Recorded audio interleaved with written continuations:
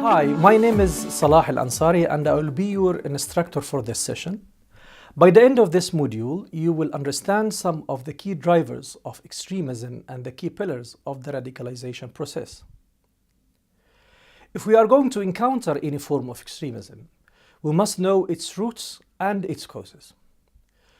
Families and civil society organizations unfortunately sometimes lack training in these areas. But at Faith, we are committed to inform families in particular about the process of radicalization and extremism so they can see the signs and take action. To get us started, we are going to look at the four main pillars of radicalization process. These four pillars are grievances, identity, narratives, and ideology. It is important to remember that most young people will experience some of these things whilst growing up and may not go down the path to radicalization. It is also important to know that these factors are not unique to any one form of extremism. Radicalization is a human and social process. And once you strip away the particular detail on an ideology or a context for extremism, we are all the same and all extremism are very similar. So the first factor that young people might experience are grievances. This is a sense of injustice or lack of fairness. This may be personal experience of discrimination, difficulties in getting a job, being told off at school for something they didn't do, not having as much money as friends at school, or something less personal, like when they learn about wars in foreign countries, the results of political elections, or when they see a video of someone else suffering from poverty, discrimination, or violence. Grievances can be personal or felt personally when experienced by a group that they identify with. They can also be real or perceived. For example, when unsuccessful in a job interview, a young person may feel that the interviewer had discriminated against them because of their skin color, religion, or sexuality. Even the interviewer simply chose a more qualified candidate, this perception of discrimination is likely to remain. It is important to know that for a young person experiencing grievances, there is little distinction between real and perceived grievances. Certainly, whether these grievances are personal or a collective, real or perceived, these grievances can be exploited by extremist narratives pushed by recruiter or campaigns. However, grievances by themselves do not lead directly to radicalization, and this exploitation must be present. As I said before, it is perfectly normal for young people to experience these grievances whilst growing up.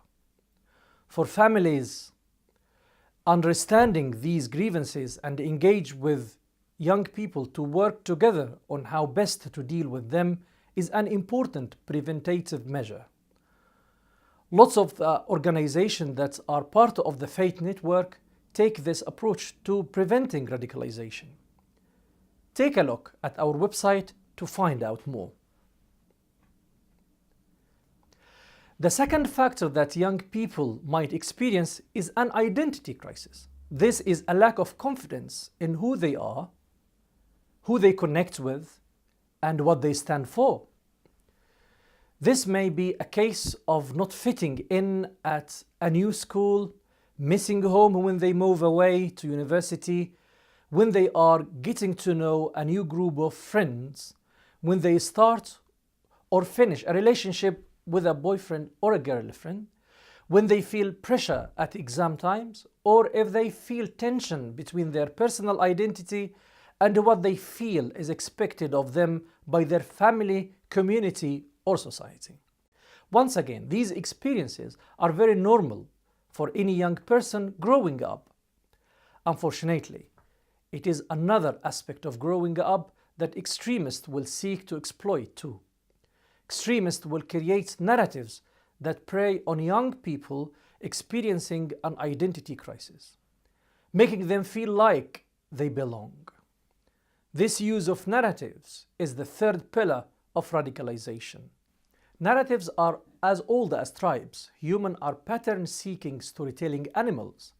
We cannot endure an absence of meaning. For example, historically, rather than looking up at the distributions of the star in the sky and having to deal with randomness, we will eagerly connect those dots and adorn them with meaning. We have a hardwired need for myth. Narratives are basic to what it means to be human. So if narratives have always been with us, then why does it play such a defining and destabilizing role in modern-day extremism and counter-extremism? Much of this comes down to technology and the communication revolution. Young people have grown up in a time of rapid change. With things like social media, popular culture, they expect instant connectivity and instant emotional gratification. In such complex online environments, and because you are only ever a few clicks and images away from disparate communities and therefore conflicts, consuming a narrative which is simplistic, empowering, and gratifying can be very powerful. With so much information and so many ways of consuming it, young people often abandon complex narratives, replacing them with ones which reinforces their need for a more quick fix narrative. Extremists have proven themselves excellent at combining technology and narrative to create luring stories. In its simplest incarnation, the Islamist narrative is Islam is under attack and we have to defend it. In terrorism, this narrative is used to promote violence against the alleged attacker. In extremism, it is used to promote values that are antithetical to human rights norms, and in radicalization, it is used to exploit vulnerable people and recruit them to the cause. This narrative is sufficiently broad to apply to population all over the world, to local and international conflicts, and to oppose domestic and foreign policies. It is sufficiently malleable to apply to collective and personal grievances, both real and perceived. Narrative recruitment and extremism is highly exploitative. All kinds of issues are exploited and all manners of people can be targeted. As mentioned, the combination of personal instability and then a sudden injection of narrative can be very quickly alter someone's perception of the world. The more localized and the grievances and the more localized the narrative, the more likely it will grasp someone. However, sustaining that grasp and turning it from a point of grievances and exploration and into something more challenged and developed takes another thing: ideology. Ideology reinforces a channel and validates a narrative. Ideology can vary in sophistication and in depth, but they are essential in transforming a vulnerable person from a passive receiver of narrative into a more active follower. Ideology becomes the backbone in which the narrative can weave its way in and out of. Therefore, however implausible the narrative, if the ideology at its core remains unchallenged, then it will continue to remain resilient to counter-arguments. Islamism proves a real challenge here. The Islamist narrative is underpinned and reinforced by, most prominently, the Salafi jihadi ideology. To effectively counter the Islamist narratives, an understanding of the Salafi jihadi ideology is vital. The elements of this ideology are politicized manipulations of the Islamic faith and take violent and exclusivist interpretations of otherwise neutral Islamic notions, claiming them to represent the true Islam. It considered the following principles. The first one is called Jahiliyyah, or ignorance, that the Muslim communities or governments and regimes have abandoned Islam completely and they are not Muslims anymore. And they have the right to reinstate the true version of Islam. The second principle is Hakimiyya, or God only can make law, divine ordinance. Human beings are not entitled in their view to make law. God alone can make law. And they consider that any kind of interpretations is a human interpretation which goes against the will of God. And they have the divine right to establish the true interpretation of Islam. Any other interpretations outside their own circle, it doesn't represent the true Islam. The third principle is called Takween al-Usba al-Mu'mina, or formation of a virtuous community. These are the new recruits. They aim all the time to recruit new people to form the virtuous, idealistic Muslim who are entitled to establish this interpretation of Islam. This new virtuous community are connected with each other through a principle called al-wala wal-bara, meaning they only allowed this called loyalty and disloyalty. These groups are bound together by faith connection, and they need to disown anyone outside their own circle, including their families, their society, and their own scholars of Islam.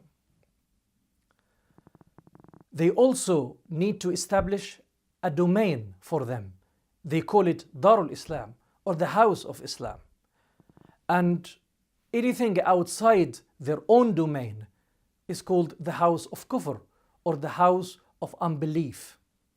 The relationship between their house of Iman and the House of Kufr, which is the rest of the world, is an ongoing war and struggle. And therefore, they declare the third principle, the fourth principle, which is universal jihad. They declare an interpretation of Islamic jihad as it is a war against the whole world, against those who are different from them, until they surrender to them, or they have a peace treaty with them, or they pay them a religious tax known as jizya. And the fifth principle is the universal Islamic caliphate. The purpose of all of this struggle and this jihad is to establish a universal caliphate that has to dominate the whole world with one single leader called as Khalifa. And the last and the ultimate goal of this ideologies is enforcing and implementing the code of penalties of Islam, known as hudud. The Islamic penalties such as stoning to death, slashing adulterer or adulteress, cutting off the hands of the thieves, etc. So this form of interpretation are very exclusivist, and it doesn't represent the wide interpretation of moderate voices within Islam. It's only aimed to claim power universally or locally. So in brief, grievances, identity, narratives, and ideology are the building blocks for extremism process. But there is one last part to create what we might call the radicalization cocktail, a charismatic recruiter. The recruiter is the fuser of these different factors and the person who takes these complex and highly emotive issues and connects them together. Recruiters assess where vulnerable people are within the radicalization process and then target them where they are at their weakest or most in need.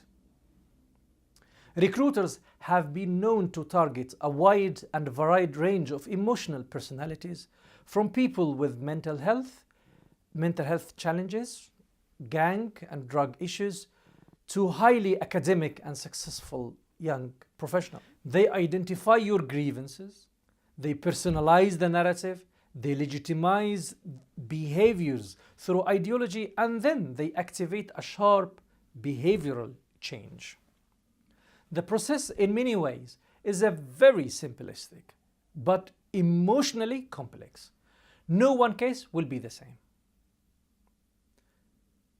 So there we have it. To understand the extremism process, we have to see it through the lens of grievances, identity, narratives, and ideology, with a charismatic recruiter who knows how to exploit these issues. When we see the radicalization as part of this process, we can begin to understand and plan which part of the process we can foster resilience in and where we can intervene. Encounter and engage, we will explore this in even greater detail.